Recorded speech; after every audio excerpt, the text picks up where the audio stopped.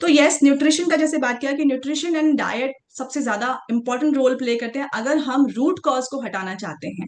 अगर हम सिर्फ सिम्टम को ट्रीट करना है हमें, तो यस, डॉक्टर्स के पास हम जाते ही हैं तो डॉक्टर्स हमें देते हैं अलग अलग तरह की दवाइयां। बट वो सिर्फ हमारे जो सिम्टम्स हैं उनके ऊपर ही काम करती हैं, वो उनका रूट कॉज से कोई लेना देना नहीं है कि क्या कारण है। स्पेशली उसको अगर ठीक करने की बात करें तो वहां पर रोल आता है हमारे वेलनेस सिस्टम का, हमारे वेलनेस कोचेस का, जो हेल्प करते हैं आपकी। तो वो आपको पर्सनलाइज डाइट बताते हैं, पर्सनलाइज न्यूट्रिशन बताते हैं, आप किस तरह से चीजें करो कि आपकी जो ओवरऑल आपका जो लाइफ स्टाइल है, आपका जो डाइट है, वो इस तरह से ठीक हो जाए कि आपकी बॉडी इस तरह से इतनी केपेबल, इतनी अच्छी हो जाए कि वो अपने आप जो भी इस तरह की प्रॉब्लम्स हैं उनसे लड़कर उनको ठीक कर सके। तो नंबर वन जो होता है कि हमारी जो आर्टरीज हैं उनको हमें क्लीन करना है, उनको साफ रहना चाहिए।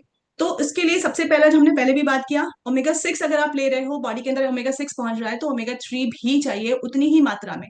तो हमें जरूरी है ऐसी चीजें लेना जिनमें ओमेगा 3 फैटी एसिड है, जैसे कि नट्स, फ्लैक्स सीड है, मतलब एलसी के बीज जो होते हैं, अखरोट है। उसके अलावा कुछ और बीज हैं जैसे कद्दू के बीज हैं या तरबूज के बीज है, इस तरह के जो बीज होते हैं, बीज वाली चीजें हैं, उनमें ओमेगा 3 ज्यादा होता है। उसके अलावा हमने बात किया था कि ओमेगा 3 सप्लीमेंट्स अगर आप ले सकते हो तो जरूर लीजिए, क्योंकि उससे फिर आपका बॉडी के अंदर जो क्रॉनिक इन्फ्लेमेशन हो रहा होगा कहीं पर भी, वो आपका कम हो जाएगा। और जब वो कम हो जाएगा तो चांसेस है कि बहुत सारी, ना सिर्फ हार्ट अटैक बल्कि और भी बहुत सारी जो भी लाइफ स्टाइल प्रॉब्लम है, क्रॉनिक डिजीजेस हैं, वो उसका रिस्क जो है वो कम हो जाएगा। और इसके अलावा ऐसा खाने की चीजें जिनमें एंटीऑक्सीडेंट बहुत ज्यादा है, उनको लेना है। अगर ऐसी चीजें हम लेते हैं तो ब्लड वेसल्स हमारी जो, क्योंकि जो एंटीऑक्सीडेंट वाली चीजें हैं वो जितना भी डैमेज हो रहा है बॉडी के अंदर उसको कम कर देती हैं। उसको कम करने का मतलब है कि वो आपकी हेल्दी रहेगी, जो भी डैमेज हो रहा था उसको इसने कम कर दिया। आपका जो ब्लड प्रेशर है वो भी ठीक रखेगी, और जो ब्लड सर्कुलेशन है वो भी ठीक हो जाएगा। तो एंटीऑक्सीडेंट वाली चीजें लेना जरूरी है। जैसे कि हम ग्रीन टी, हम अपने हर्बल टी लेते हैं, जो ए फ्रेश की बात करते हैं, वहां पर आपका एंटी इन्फ्लेमेटरी भी उसका काम है, इन्फ्लेमेशन को कम करता है, उसके अलावा एंटीऑक्सीडेंट उसका रोल है। तो ये हमारी जो ब्लड वेसल्स है उनको उनकी सफाई करने का काम करता है ये। तो इसलिए इसको लेने से इस तरह से फायदा होता है। देन उसके अलावा फाइबर रिच, जो ऐसी चीजें जिनमें फाइबर बहुत ज्यादा है, अगर हम वो चीजें लेते हैं तो उनकी भी टेंडेंसी होती है कि वो हमारा जो गट है उसको, कोलेस्ट्रॉल को उसके अंदर रोक के रखेंगे और उसको रोक के फिर वो उसको बाहर निकाल देंगे। और इस तरह से कोलेस्ट्रॉल का एब्जॉर्प्शन नहीं हो पाएगा बॉडी के अंदर, और फिर बॉडी के अंदर जो एलडीएल यानी कि बैड कोलेस्ट्रॉल जो बढ़ता है वो नहीं बढ़ पाएगा।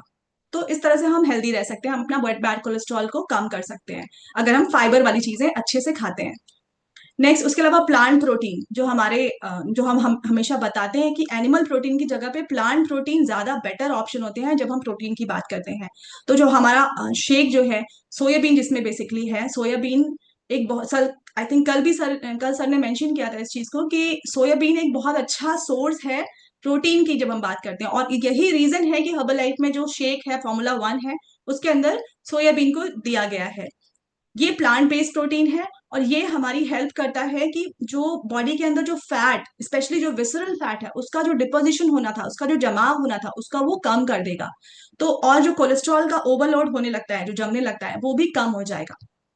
इसके अलावा लो सॉल्ट वाली डाइट, सबको पता है कि कम शुगर, चीनी कम और नमक कम, दोनों चीजों को अपनी डाइट में कम करना है। इससे इससे होगा क्या, इससे एक तो हमारा जो ब्लड प्रेशर है वो कंट्रोल में रहेगा, प्लस डायबिटीज जैसी प्रॉब्लम या इंसुलिन रेजिस्टेंस जैसी प्रॉब्लम नहीं होने पाएगी। नेक्स्ट, उसके अलावा एक्सरसाइज की बात करते हैं, तो एक्सरसाइज करने से एचडीएल बढ़ जाएगा। एचडीएल बढ़ेगा तो अपने आप आपका जो कोलेस्ट्रॉल का डिपोजिशन था वो नहीं होने पाएगा, उसको आर्टरीज को वो ठीक रखेगा। इसलिए एचडीएल को बढ़ाना बहुत, जिस तरह से एलडीएल को यानी कि बैड कोलेस्ट्रॉल को कम करने की जरूरत है, उसी तरह से गुड कोलेस्ट्रॉल को बढ़ाने की भी जरूरत है बॉडी के अंदर। उसके अलावा हमें, क्योंकि हम एक्सरसाइज कर रहे हैं तो हमारी बॉडी के अंदर अच्छी तरीके से ब्लड का सर्कुलेशन होता रहेगा, ब्लड अच्छी तरह से सर्कुलेट होगा, तो कहीं पर भी क्लॉटिंग नहीं होगी, तो अटैक की संभावना कम हो जाएगी और ब्लड प्रेशर भी हमारा ठीक रहेगा।